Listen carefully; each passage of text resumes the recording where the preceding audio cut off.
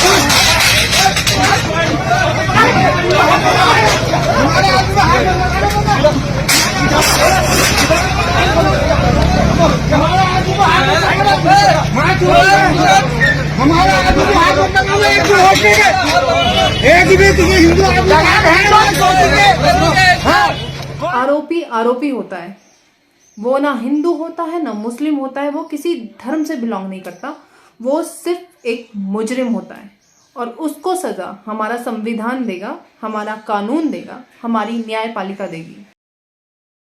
सुनने में ये आ रहा है कि इन गुंडों ने पुलिस वालों पर भी हाथ उठाया है।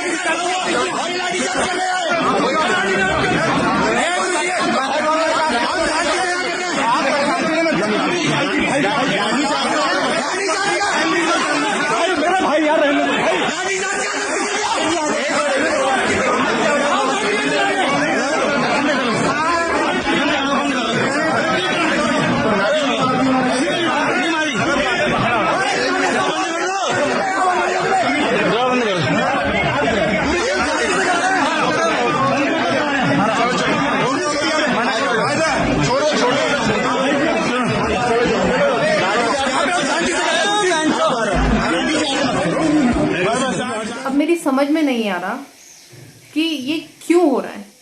क्या कानून ने इतनी छूट इन गुंडों को दे दी है कि ये पुलिस पे हाथ उठा सकते हैं, ये दुकानें तोड़ सकते हैं, ये हुड़दंग मचा सकते हैं खुलेआम पुलिस के सामने। अरे यार, आप लैंग्वेज तो देखो उनकी, रैली की लैंग्वेज तो देखो, क्या कर देंगे, ये कर देंगे, वो कर देंगे।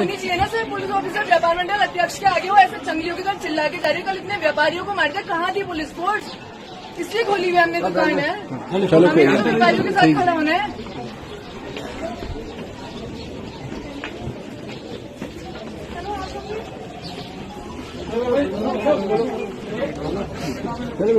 तो हमारी कानून व्यवस्था कहाँ है? जाति के नाम से वो करके इंगित करके कहा गया कि क्या कहते हैं, ऐसे लोगों को घरों से बाहर निकालिए, उनको खींच के बाहर लाइए, उनको मारते मारते बाहर निकालिए और उनको इतना ज़्यादा उनके अंदर दहशत कर दीजिए कि वो घर से बाहर नहीं निकल सके।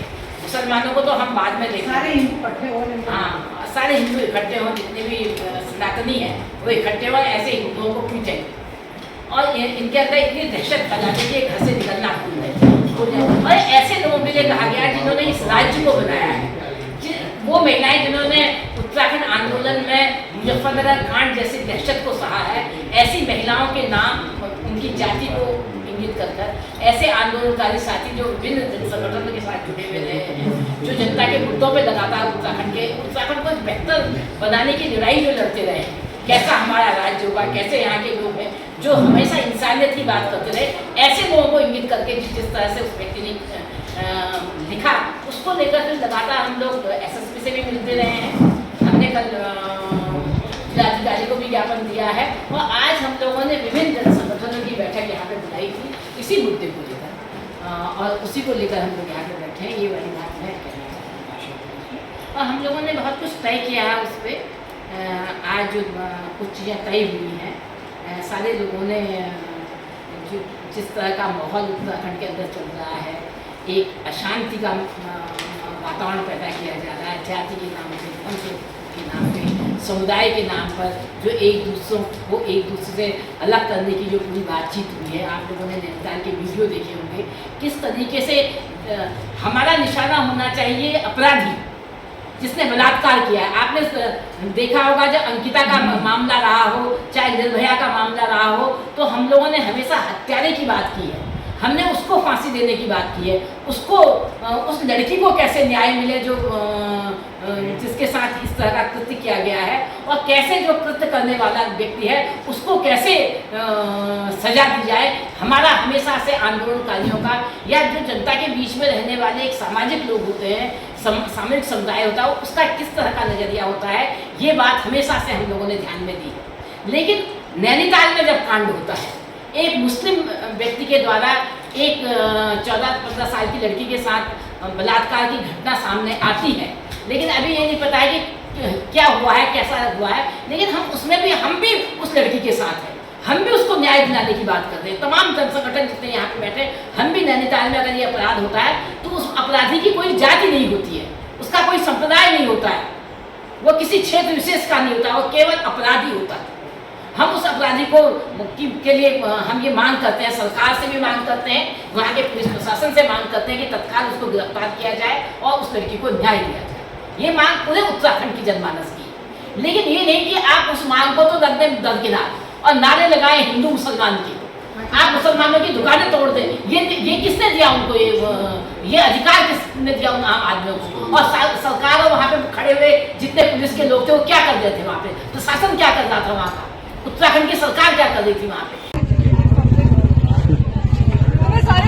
बेचारे देख लो ना, उनको मार दिया इन्होंने, व्यापारियों को किसी ने कुछ नहीं बोला। कल मर गए थे क्या तब हम मुसलमान ने? तो व्यापारी तो वो भी है, इसलिए बंदी की हमने दुकान, क्योंकि व्यापारियों को मारा इन्होंने।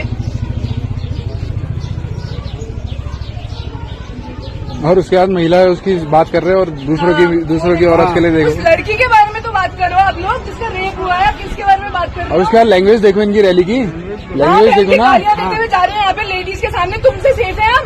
इस झुंड से सेफ है क्या हम? बकवास कर रहे हैं। आते तो ज्यादा, जब पूरा माहौल देश के अंदर ऐसा बन रहा है, ऐसे समय में तो इनको और जागरूक होना चाहिए। यहाँ की सरकार को तो और ज्यादा वो होना चाहिए। अपने को देवभूमि का बताते हैं लोग, देवभूमि में अगर ऐसी घटना हो रही है तो आप क्या कर रहे हैं उस वक्त, कहाँ पे हैं आप लोग? तो ये सवाल जो है, ये सबसे प्रमुख सवाल इस वक्त उत्तराखंड के अंदर उठ रहा है। और जितने भी न्यायप्रिय लोग हैं, जितने भी जनता के बीच में काम करने वाले लोग हैं, ये साफ दिखा रहे हैं कि हम कहाँ पे खड़े हैं। हम उत्तराखंड को इस तरह का अड्डा नहीं बनने देंगे। हमने हरिद्वार में जब हुआ था तब इंसानियत मंच की नींव रखी थी, लेकिन आज अगर उत्तराखंड के अंदर ऐसा होता है तो इंसानियत मंच और उससे जुड़े हुए जितने जन संगठन हैं, जितनी पार्टियां हैं, वो इसको बख्शेंगी नहीं। इतनी में बात करना चाह रहे हैं। एक तो कमलादी ने कुछ बातें रखी हैं, तो एक लगातार इस तरह का घटनाक्रम है जहाँ चीज़ों को सांप्रदायिक तरीके से देखा जा रहा है, और उसमें सबसे बड़ी विडंबना ये है कि प्रशासन, पुलिस की जो भूमिका है वो एकदम ऐसा लगता है कि उसके सामने आत्मसमर्पण किए हुए। जैसे ये हम लोगों ने, जो कमलादी ने बताया कि एक ऐसा हम लोगों को इंगित करके, हमारे साथियों को इंगित करके एक पोस्ट व्हाट्सएप में किया गया, जानबूझ के व्हाट्सएप के व्हाट्सएप के विभिन्न ग्रुप्स में भेजा गया, तो उसको लेकर के एसएसपी के यहाँ हम लोग गए और एसएसपी ने कहा उस पर FIR दर्ज हुई निर्मला देवी की तरफ से। तो उसके बाद लेकिन उससे आगे कोई कार्रवाई नहीं है। और आप सोचिए कि FIR दर्ज होने के बाद भी जिस व्यक्ति के खिलाफ वो कंप्लेंट दर्ज हुआ है वो आराम से फेसबुक पर हेट स्पीच फैला रहा है। आज सुबह तो फेसबुक लाइव करके हम लोगों के नाम लेकर के कहा कि इन लोगों ने कंप्लेंट किया, इनको देख लेंगे टाइम से। तो ये इस तरह के एलिमेंट्स को खुली छूट देना ये बहुत साफ तौर पर दिखाई देता है। दूसरी बात है कि नैनीताल की घटना भी जिस तरह से हुई, तो अभी मैं एक वीडियो देख रहा हूँ कि भाई एक थाने के अंदर एक सब इंस्पेक्टर पर हमला हो रहा है सिर्फ इसलिए कि उसके नेम प्लेट पर उसका नाम। तो पुलिस को भी हिंदू मुसलमान में देखा जाएगा। तो अगर पुलिस सुरक्षित नहीं है तो तब फिर कोई सुरक्षित नहीं। और इसमें तीसरी बात जो मुझे कहनी, तीसरी आखिरी बात वो ये कि कल मुख्यमंत्री का बयान आया है इस मामले में, और ये हम लोगों का तो लगातार ये आरोप है, हम ये इस बात को दोहराना चाहते हैं कि मुख्यमंत्री इस राज्य में सांप्रदायिक अभियान का नेतृत्व करते हैं। और जब उनकी सांप्रदायिक सेनाओं की ताकत कमजोर पड़ने लगती है, लगता है कि वो पस्त हो गए, थक गए उन्माद फैला करके, तो मुख्यमंत्री आगे आकर के मोर्चा संभाल लेते हैं। बार बार ऐसा होता है। और ऐसा सिर्फ महिला उत्पीड़न की भी सिर्फ उन्हीं घटनाओं में वो बोलते हैं जहाँ की सांप्रदायिक एंगल हो। यहाँ सांप्रदायिक एंगल नहीं होगा वहाँ वो नहीं बोलेंगे। तो जैसे कुछ महीनों पहले ये हुआ कि एक ही समय में घाट में एक घटना हुई चमोली जिले में, और उसके पैरेलली जो दुग्ध संघ के अध्यक्ष थे नैनीताल के मुकेश गोरा, जो भाजपा के नेता थे, उनका पर एक महिला के यौन शोषण का, उसकी बच्ची के साथ यौन शोषण का मामला भी सामने आया।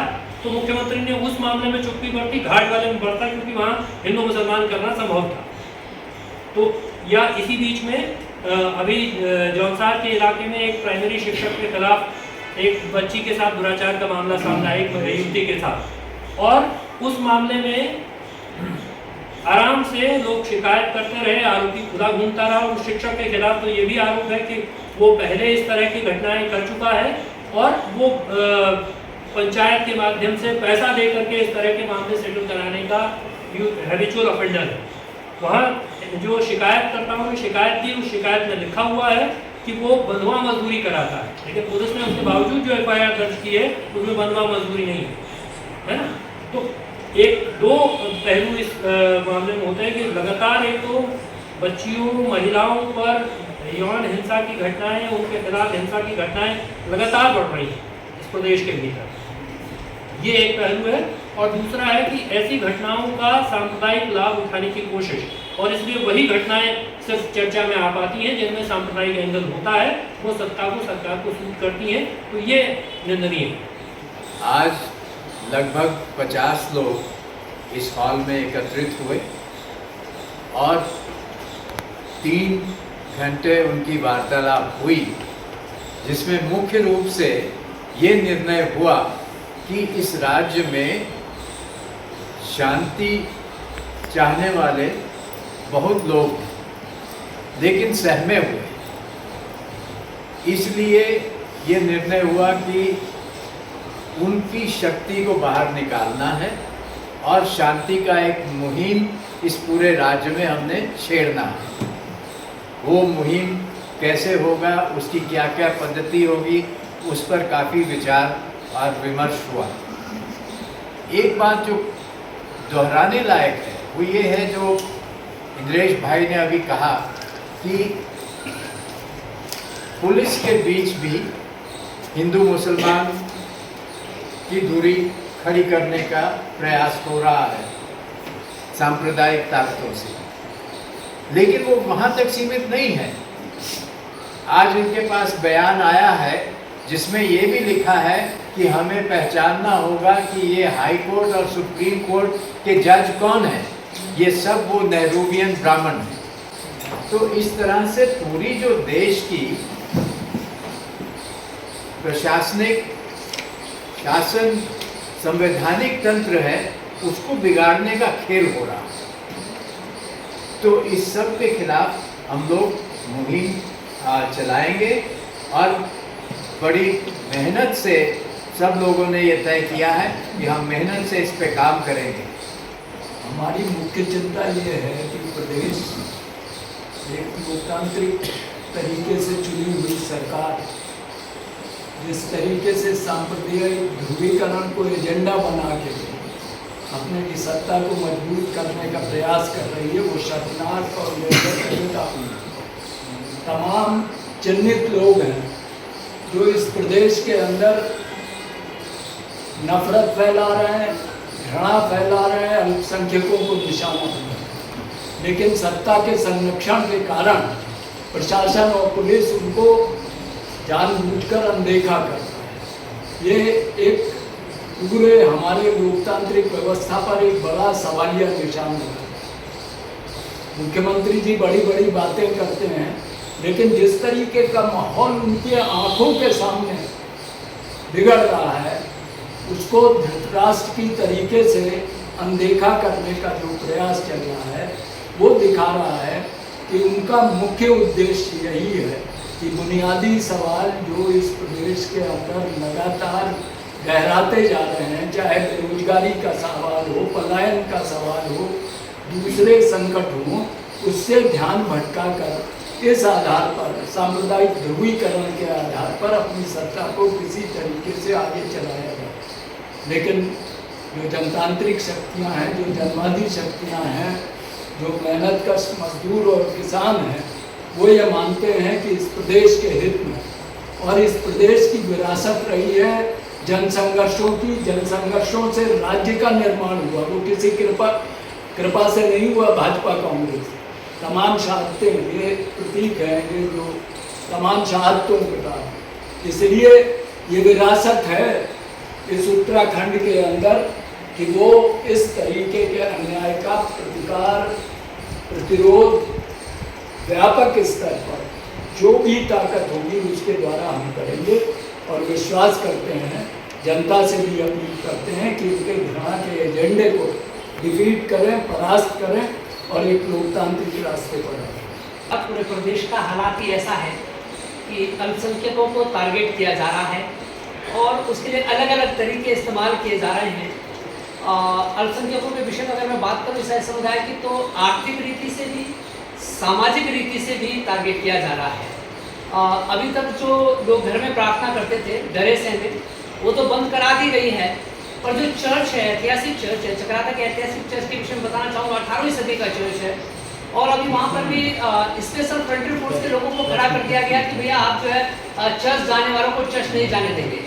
बिना किसी कारण, बिना कुछ लिखे, बिना कुछ बताए सीधे उन्हें खड़ा कर दिया गया सिविल ड्रेस में और लोगों को चर्च जाने से रोक दिया गया।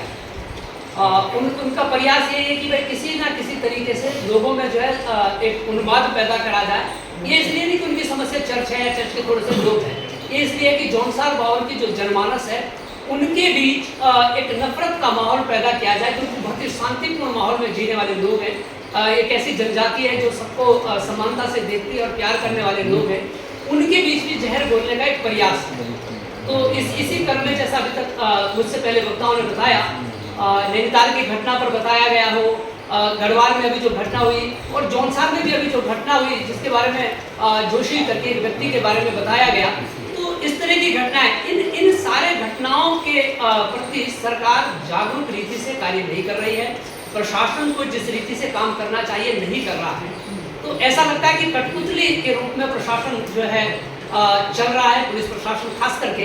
तो ऐसे कारण से समाज में एक ऐसा भय और इस प्रकार का माहौल पैदा हो रहा है कि जो छुटभैया लोग हैं, जो गुंडे टाइप के लोग हैं, जो नशे में दिन भर रहते हैं, वो लोग जो है धमकियां दे रहे हैं और जो बुद्धिजीवी वर्ग है उसको धमका रहा है और उसको डराने का एक ऐसा माहौल बना रहा है कि किसी ना किसी तरह ध्रुवीकरण हो इस प्रदेश में।